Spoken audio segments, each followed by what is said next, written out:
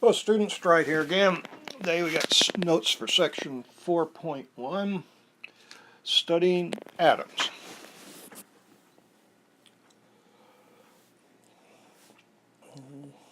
Studying atoms, studying the structure of atoms is a little like studying wind. Because you cannot see air, you must use indirect evidence to tell the direction of the wind.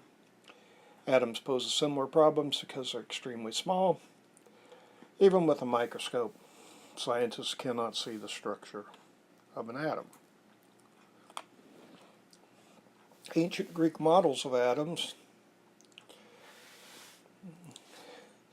If you cut a piece of aluminum foil in half, you'd have two similar pieces of the same shiny, flexible substance. If you cut them again and again, could you keep doing that forever? Greek philosophers debated a similar question about 2,500 years ago. So here with the Greek philosophers, we're looking about 2,500 years ago. Had a guy named Democritus believed that all matter consisted of extremely small particles that could not be divided. He called these particles atoms, from the Greek word atomos, which means uncut or indivisible. Aristotle, another old Greek philosopher, thought that all substances were made of only four elements: earth, air, fire, and water. And he did not think there was a limit to division of matter. Even though Democritus was a little closer to what we understand today, for centuries people accepted Aristotle's view of the matter. Back to the 1800s, we got enough experimental data to support an atomic model. So this little chart illustrating Aristotle's ideas be a good thing to get in your notes. So air, water, earth, and fire, and then these combine together to think hot, dry, cold, and wet.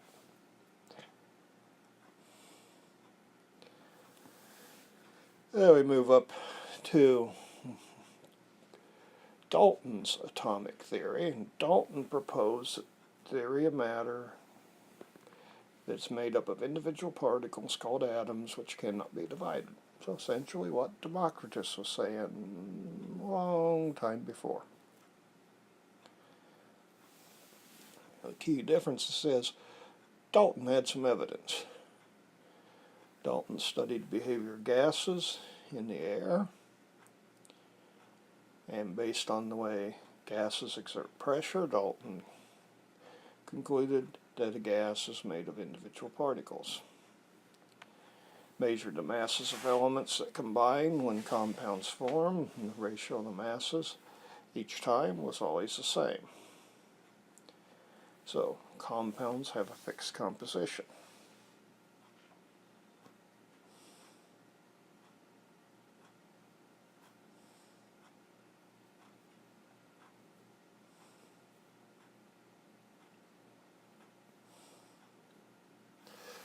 This is when magnesium burns. Burns very brightly. Illustrated here, magnesium burning. Magnesium burns, combines with oxygen in the air. The magnesium oxide formed, ratio magnesium to oxygen, it's always 3:2.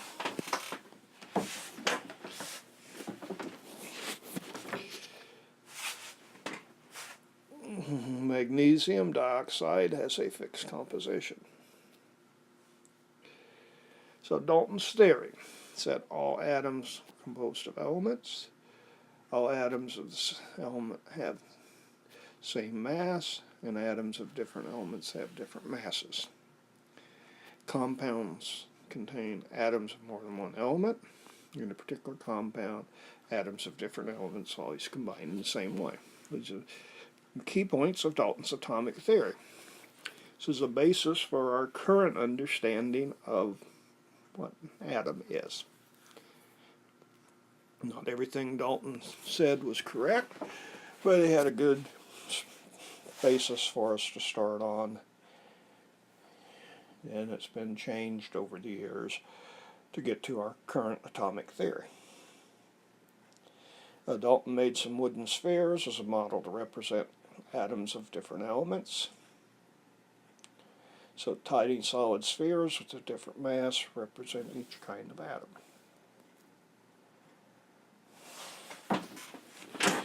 The theory must explain the data from many experiments. As Dalton's atomic theory met that goal, the theory became widely accepted. But over time, scientists did, as I mentioned earlier, figured out that not all of Dalton's ideas were completely correct. So we revised the theory to account for new discoveries. Thomson's model of the atom.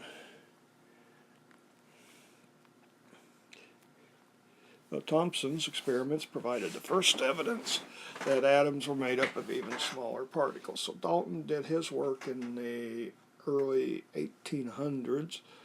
With Thomson, we're up to 1900s.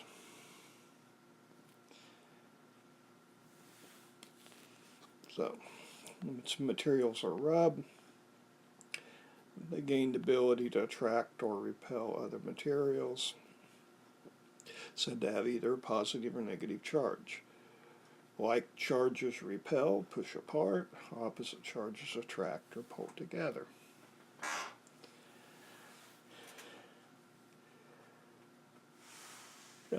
Illustration here, amber's rubbed with wool, it becomes charged and can attract a feather. So, charged particles attracting. Thomson did some work with a little gas-filled tube here, and we see this glowing beam coming through it.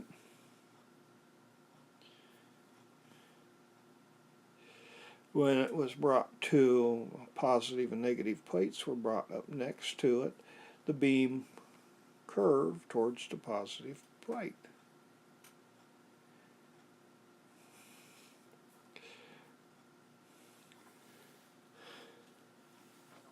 So when the current was turned on, disc became charged, a glowing beam appeared in the tube. Thomson hypothesized that the beam was a stream of charged particles that interacted with the air in the tube and caused the air to glow. Observed that the beam was repelled by a negatively charged plate, attracted by the positively charged plate. So he concluded that the particles in the beam had a negative charge because they were attracted to the positive plate. And he hypothesized that the particles came from inside atoms because no matter what metal he used for the disk, the particles were produced were identical. And the particles had about 1/2000th the mass of a hydrogen atom, the lightest atom.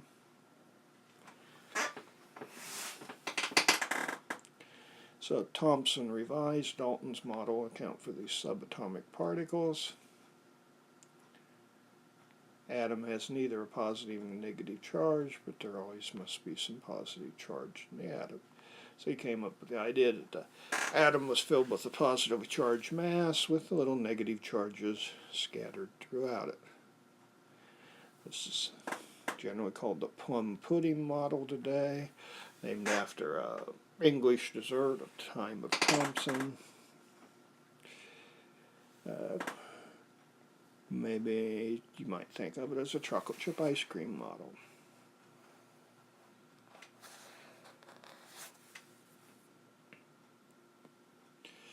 So Thomson's plum pudding model was accepted for a few years. It was revised fairly quickly, though, as more evidence came about. And another one of the scientists doing work here was a man named Rutherford. According to Rutherford's model, all the atom's positive charge is concentrated in the nucleus. Thomson was envisioning it as spread out through the whole atom.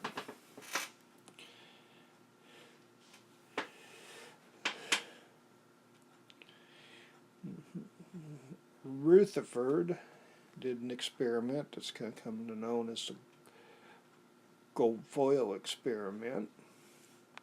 And he shot alpha particles at a sheet of gold foil. As alpha particles passed through it, Rutherford hypothesized the mass and charge at any location in the gold would be too small to change the path of an alpha particle. So he's expecting these alpha particles essentially to just pass straight on through. And he predicted that most of the particles would travel in a straight path from their source to the screen that lit up when it was struck. And here's an illustration of his gold foil experiment. Got the beams of alpha particles shooting through. Now he was expecting them to all go straight through, but what happened? Some of them bounced pretty much back, went over its side. Some did go straight through, and some were deflected slightly. But this is what Rutherford was expecting. This is what happened.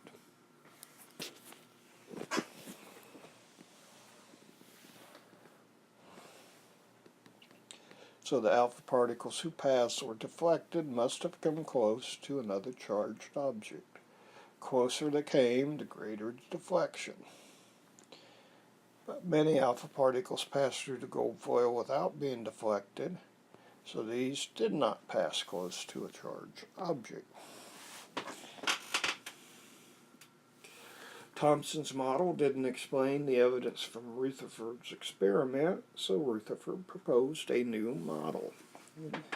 The positive charge is not evenly spread out through the atom, but is concentrated in a very small central area. He called this the nucleus. A dense, positively charged mass located in the center of the atom. So you'll want to remember that Rutherford essentially discovered the nucleus. Thomson discovered the electron. Rutherford, as his experimentation went on, also figured out it was made up of also protons. So he discovered, besides the nucleus, discovered the idea of the proton. Houston Astrodome, an old stadium down in Houston, covers about 9 acres, seats about 60,000 people. If a stadium were a model for an atom, a marble could represent its nucleus. So a marble out here in the middle of the stadium will be like a nucleus if the stadium were an atom. If we were dealing with our stadium, instead of a marble, it might be a pea or something even smaller, might represent a nucleus sitting out in the middle of the football field, and then the whole stadium representing the atom. So, total volume of an atom is about 1 trillion times the volume of its nucleus. We had a few quick review questions. Dalton's theory did not include which of the following points. So, the points listed out here. Did not include most of an atom's mass is located in the nucleus. Couldn't have been part of Dalton's theory because he thought the atom was the smallest thing there was and could not be divided. So he had no nucleus. J.J. Thomson's experiments provided the first evidence for, and he provided evidence for subatomic particles, particularly the electron. Concept of an atom as a small particle of matter that cannot be divided was proposed by the ancient Greek philosopher Democritus. So yeah, Democritus came up first. I came up with the idea of an atom. Wasn't widely accepted. It took over a couple thousand years for it to become accepted as Dalton did his work. So that's all we have for section 4.1. This is all for now.